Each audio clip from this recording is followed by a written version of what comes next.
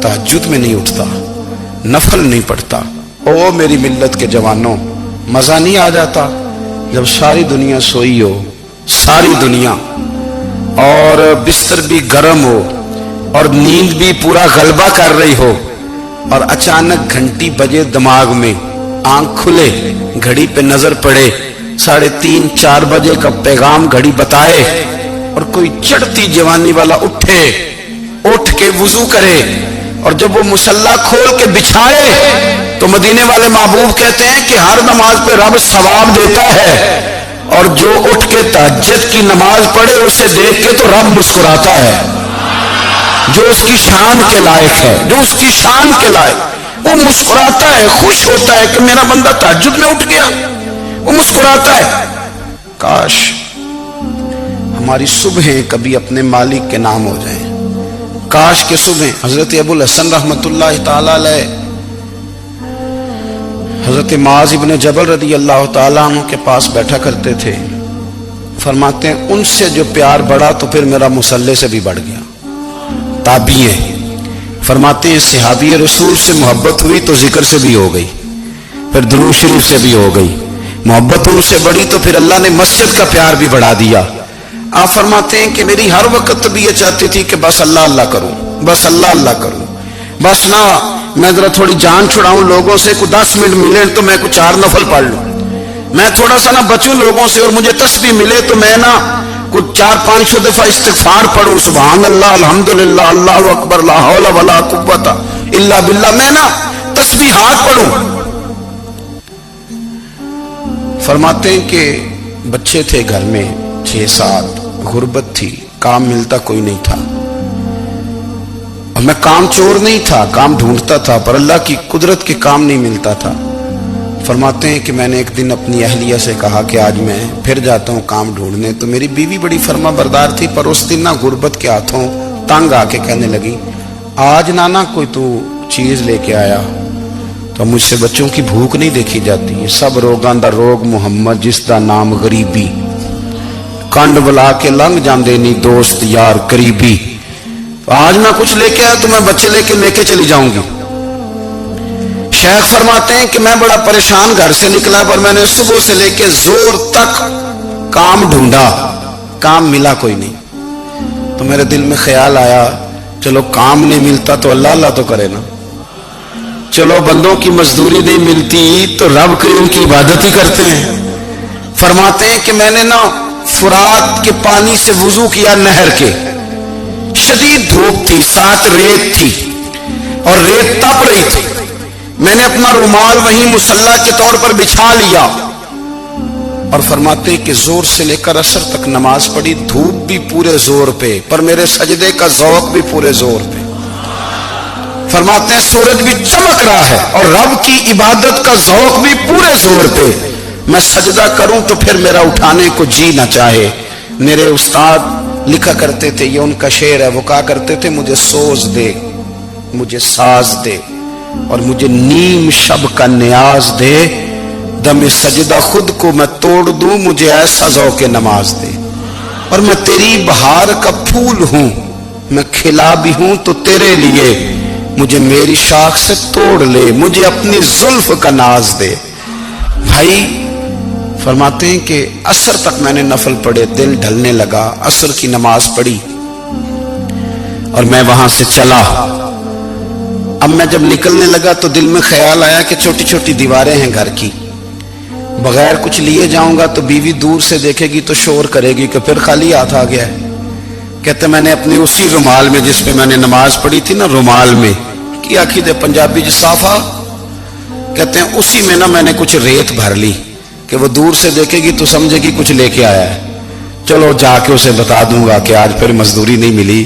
कहते हैं वो रेत लेकर जब मैं घर में गया तो पहले बीवी दरवाजे पे खड़ी होती थी, पूछती थी खाली हाथ आ गए हो, आज मैंने देखा तो है ही कोई नहीं। फरमाते मैं अंदर दाखिल हुआ, सलाम लिए, कोने में मैंने वो रुमाल रख दिया और मैंने आवाज दी कि भली मानस कहां हो, तो वो कहने लगी आप मुंह हाथ धो ले, मैं रोटी लेके आई।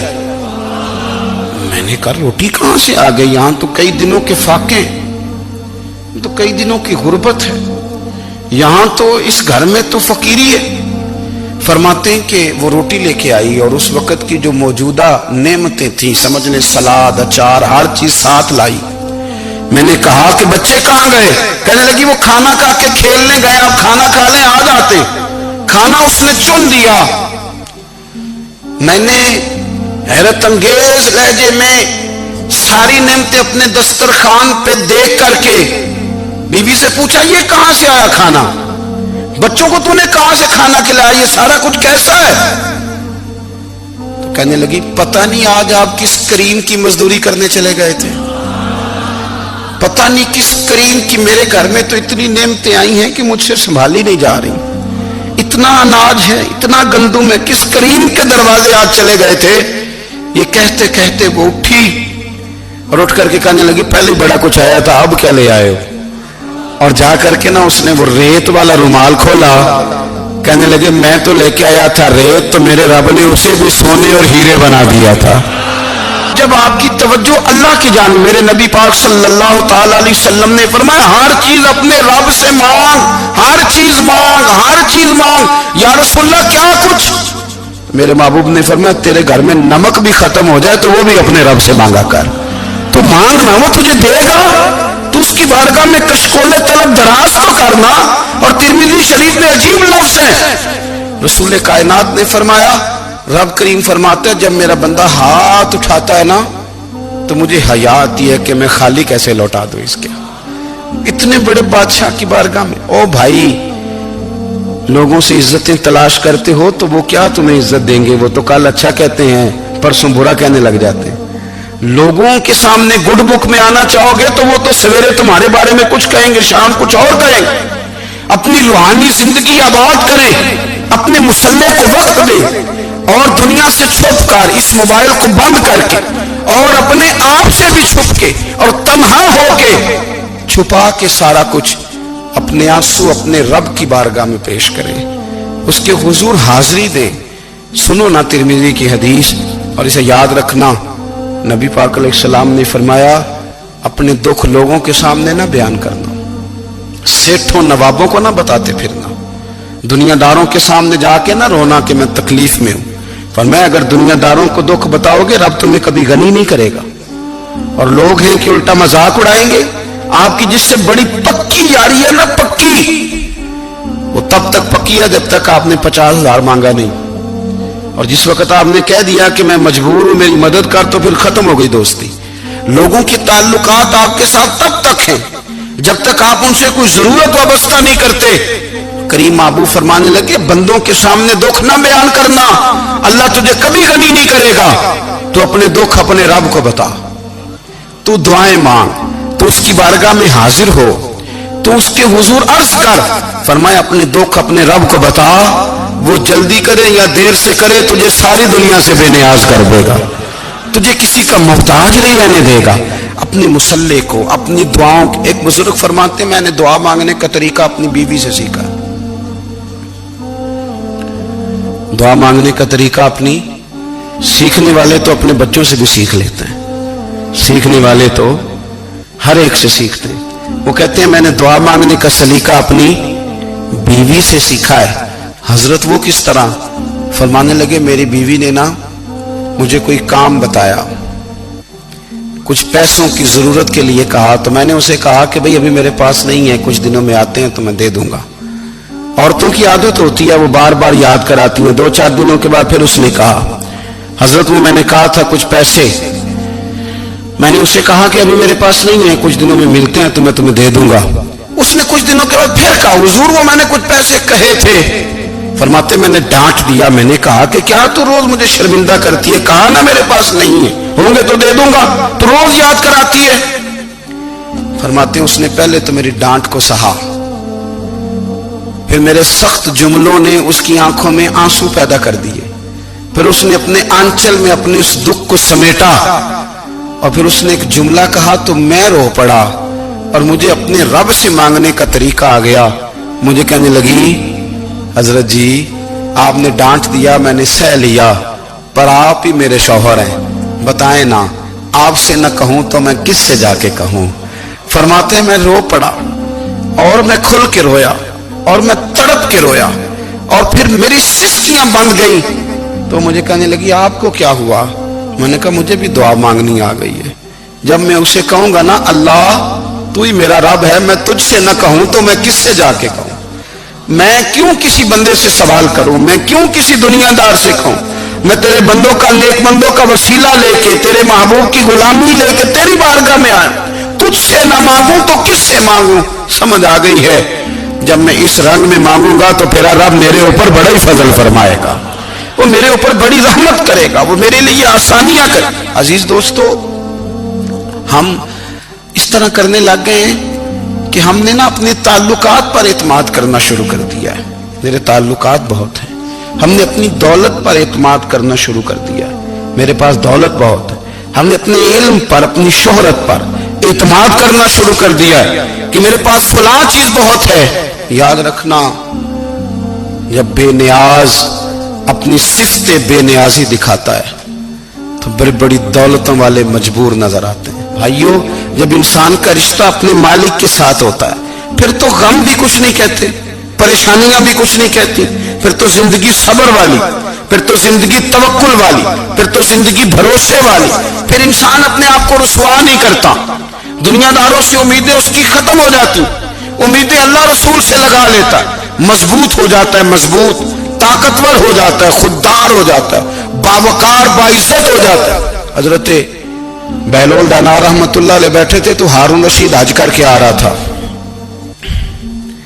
تو رستے میں حضرت شیخ سے ملاقات ہو گئی تو السلام علیکم کے بعد کہنے لگا حضور کوئی حکم ہو تو بتائیے گا. تو حضرت بہلول ڈانا فرمانے لگے تیرا رب کون ہے؟ اس نے کہا اللہ. تو فرمایا میرا کون ہے؟ کہا اللہ. فرمانے لگے تو بڑا ہی بیوقوف ہے، کیا تو یہ سمجھتا ہے کہ رب ہارون رشید کو تو دیکھ اور بہلول دانا کو بھول جائے گا؟ تیرا بھی وہی رب ہے، میرا بھی وہی رب ہے. اس نے اگر تجھے دے کے آزمایا ہے تو ہو سکتا ہے مجھے نہ دے کے آزما رہا ہو. جب اس کی حکمت کے تقاضے ہوں گے تو عطا کرے گا اور دے گا. تو جا اپنا کام کر. بھائی، اپنی روحانی زندگی، اپنی عبادات، اپنے وظائف، اپنے روزمرہ کے معاملات، اپنی دعائیں، اپنا استغفار. دیکھو کوئی مشکل کام تو نہیں، 2 رکوع ہیں سورہ واقعہ کی اگر رات کو پڑھ لی جائے تو. میں کس طرح یہ بات بیان کروں کہ تعویذ بانٹنا آسان ہے اور وظیفہ بتانا مشکل ہے. سارا دن تعویذ بانٹیں تو لوگ لینے کو تیار ہیں، اور اگر آپ وظیفہ بتائیں تو کہتے ہیں تو مشکل کام ہے. او خدا کے بندے، اگر آپ کا تعلق قرآن پاک کے ساتھ مضبوط ہو، قرآن پاک کے ساتھ اگر آپ کا رشتہ ہو، لوگ سفارشیں ڈھونڈتے ہیں نا دنیا میں کوئی تعلق مل جائے تو میرا کام ہو جائے. دنیا میں اتنا مشکل معاملہ ہے، آخرت میں مجھے بتائیے گا کتنا مشکل معاملہ ہوگا. میرے نبی پاک صلی اللہ تعالی علیہ وسلم نے فرمایا جو لوگ سورہ ملک پڑھا کرتے تھے نا، سورہ ملک، یہ سورت ملک قیامت میں ان کی سفارش کرے گی اور اس طرح کرے گی کہ کہے گی اے اللہ یہاں اس بندے کو جنت میں داخل کر دے یا مجھے قرآن پاک سے علیحدہ کر دے. تو رب فرمائے گا جا اس کا دامن تھام کے اسے جنت تک پہنچایا. آپ بات کو سمجھیں، جب آپ کے تعلقات اپنے معاملات کے ساتھ مضبوط ہوں گے. یہ نبی کریم نے وعدہ کیا ہے کہ تو سورت واقعہ پڑھ تیرے گھر میں فاقہ نہیں آئے گا. حضرت عبداللہ ابن مسعود رضی اللہ تعالیٰ عنہ بیمار تھے تو حضرت عثمان غنی رضی اللہ تعالیٰ عنہ تیمارداری کے لیے تشریف لے گئے اور جا کر کے کہا کہ آپ بڑے بیمار ہیں، آپ کی بیٹیاں زیادہ ہیں، میں چاہتا ہوں کہ خزانے میں سے کچھ مدد کروں. تو سیدنا عبداللہ ابن مسعود رضی اللہ تعالیٰ عنہ اٹھ کے بیٹھ گئے اور کہنے لگے امیر المومنین، اللہ آپ کو میری طرف سے، میری بیٹیوں کی طرف سے بہتر صلہ دے. میری بیٹیوں کو کسی خزانے کی ضرورت نہیں، میں نے انہیں خزانہ دے دیا ہے. کہا جناب آپ نے کون سا خزانہ دیا ہے، میں آپ کے مالی معاملات کو جانتا ہوں. تو فرمانے لگے امیر المومنین، میرے نبی کریم نے فرمایا ہے جو سورت واقعہ پڑھے اسے کبھی فاقہ نہیں آتا. میں نے بیٹیوں کو یاد کرا دی ہے، یہ خزانہ میں نے انہیں دے دیا ہے. وہ سارے والدین سنیں جو بیٹیوں کے لیے پریشان رہتے. حضرت عبداللہ ابن مسعود نصیحت کر رہے ہیں، فرمانے لگے میں نے سورت واقعہ یاد بھی کرا دی ہے، پڑھنے کی عادت بھی ڈال دی ہے. حضور نے فرمایا ہے جو سورت واقعہ پڑھے اسے فاقہ نہیں آتا. کہنے لگے چاند تو اپنی جگہ چھوڑ سکتا ہے، سورج گر سکتا ہے، تارے ٹوٹ سکتے ہیں، پر مدینے والے رسول کی بات غلط نہیں ہو سکتی. حضور نے فرمایا فاقہ نہیں آئے گا تو انشاءاللہ کبھی بھی نہیں آئے گا. کرنے کا کام یہ ہے کہ ہم اپنے معاملات، اپنی عبادات، اپنی دعائیں کبھی 10 منٹ عادت ہو جائے نا دعا مانگنے کی علیحدہ سے رات کو. حضور نے فرمایا جو فرض نماز کے بعد دعا مانگے اللہ اس کی قبول کر لیتا ہے. نبی پاک صلی اللہ تعالی علیہ وسلم نے فرمایا اللہ مسافر کی دعا قبول فرماتا ہے. حضور نے فرمایا اللہ مظلوم کی دعا قبول فرماتا ہے. حضور نے فرمایا بیمار سے دعا کراؤ اللہ اس کی دعا قبول فرماتا ہے. میرے نبی پاک نے فرمایا ماں باپ جب بھی اولاد کے لیے ہاتھ اٹھائیں، ویسے تو بلے شاہ تو آسمانی اڑ دیا ہی پھڑ دیں، جڑا گھر بیٹھا انہوں بڑھیا ہی نہیں. حضور فرمانے لگے ماں باپ جب بھی اولاد کے لیے دعا فرمائیں اللہ ان کی دعا کو قبول کرتا ہے. آپ اپنا تعلق بنائیں دعا کے ساتھ، عبادت کے ساتھ، مصلی کے ساتھ رشتہ بنائیں، استغفار پڑھیں. صلاح الدین ایوبی صلیبی جنگوں میں تھے. رات کو مسجد اقصیٰ میں نماز پڑھی تو پریشان تھے. ایک بزرگ سے ملاقات ہوئی تو وہ کہنے لگے کہ آپ بڑے پریشان ہیں. کہنے لگے حضور پریشان اس لیے ہوں کہ پہلے ہی مسلمان کمزور ہے، اب میں نے سنا ہے دشمن کا ایک بحری بیڑا وہ جنگی سامان سے بھرا ہوا آ رہا ہے، تو اب ان کے پاس اور تلواریں اور نیزے آ جائیں گے، مسلمانوں کے پاس پہلے ہی وسائل کی کمی ہے، پریشان ہو کس طرح کر کے مقابلہ کریں گے.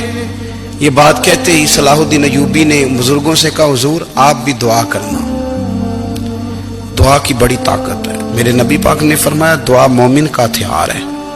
دعا مومن کا، دعا مومن کا. حضور نے فرمایا تقدیر کو سوائے دعا کے کوئی چیز نہیں بدل سکتی.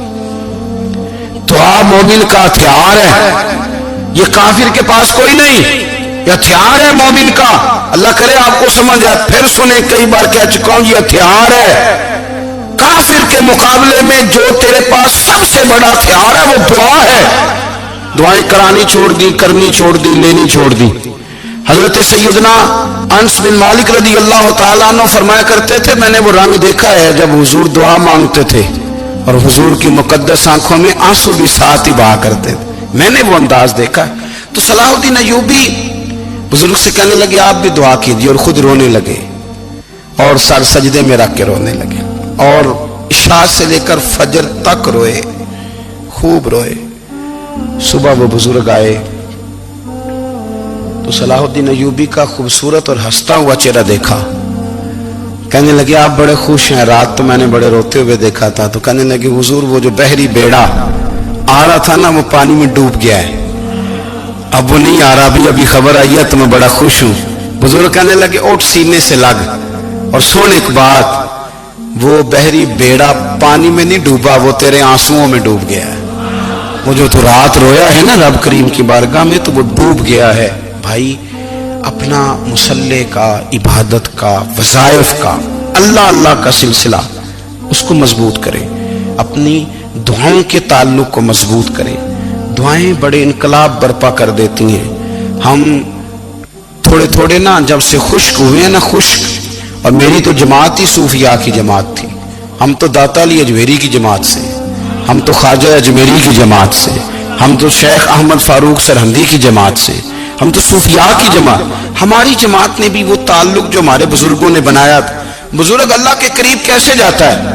تو ہمارے یہاں نا بہت سارے لوگ کہتے ہیں جی نظر ہو گئی تو کام ہو گیا. بھائی جو بخاری مسلم میں طریقہ ہے نا اللہ کا قرب پانے کا وہ تو نفل ہے. نبی کریم علیہ الصلوۃ والسلام نے فرمایا بندہ نفلوں کے ذریعے رب کے قریب جاتا ہے اور اتنا قریب جاتا ہے کہ پھر اللہ اس کی زبان بن جاتا ہے، اللہ اس کی آنکھیں بن جاتا ہے، کان بن جاتا ہے، ہاتھ اور پیر بن جاتا ہے. تو یہ تو عبادت ہے، یہ تو اللہ کی بارگاہ کی حاضری ہے جو آپ کو اللہ کے قریب کرے گی. تو اپنے نماز کو اہمیت دے کے ادا کریں، نمازیں موبائل بند کر کے ادا کریں. لیکن نا کچھ لوگ کہتے ہیں مجھے ٹائم نہیں ملتا نماز کا. تو میں کہتا ہوں یہ آپ نے بڑی جرت کی بات کی ہے. مجھے کو میرا پیر بھائی کہہ دینا میرے پاس ٹائم نہیں آپ کو ملنے کا، تو میں کہتا ہوں آج کے بعد آنا ہی نہ. تو کیا سمجھتا ہے، تو بہت بڑا آدمی ہے، تیرے پاس ٹائم نہیں اور ہمیں ملنے کا ٹائم، موج کر. تو آپ نے اللہ رسول کو کہہ دیا ٹائم نہیں. اور عجیب فلسفہ ہے نا، کہا جائے نماز پڑھنے آؤ تو کہتے ہیں کپڑے ٹھیک نہیں، اور کہا جائے کہ آؤ ذرا دعوت پہ چلیں تو کہتے ہیں 1 منٹ ٹھہر میں کپڑے بدل کے آیا. نماز کے لیے کہا تو کہتے ٹھیک نہیں، دعوت کے لیے کہا تو کہتے میں ذرا تیاری کر لوں، یوں جانا مناسب نہیں، یہ معاملہ ٹھیک نہیں۔ رب تو فرماتا ہے کہ جب تو مسجد میں آ تو زینت اختیار کر کے آ، خوب ذوق سے دعا مانگے، خوب شوق سے نماز پڑھیں، خوب استغفار کا مزاج بنائیں۔ آپ لوگوں کے بیچ رہ کے سکھ حاصل کرنا چاہتے ہیں، لیکن آپ کو پتہ ہے کئی مہینے غار حرا میں رہنا بھی مدینے والے محبوب کا طریقہ ہے۔ ہر سال اعتکاف بیٹھنا الگ سے، یہ بھی حضور کا طریقہ ہے۔ مسجد نبی کے اندر دروازہ کھلتا تھا نبی کریم کا، پر گھر کے اندر نفل پڑے نبی پاک، اور حضور فرماتے ہیں کچھ نفل نماز گھر میں بھی پڑھا کرو، گھر کو قبرستان نہ بناؤ۔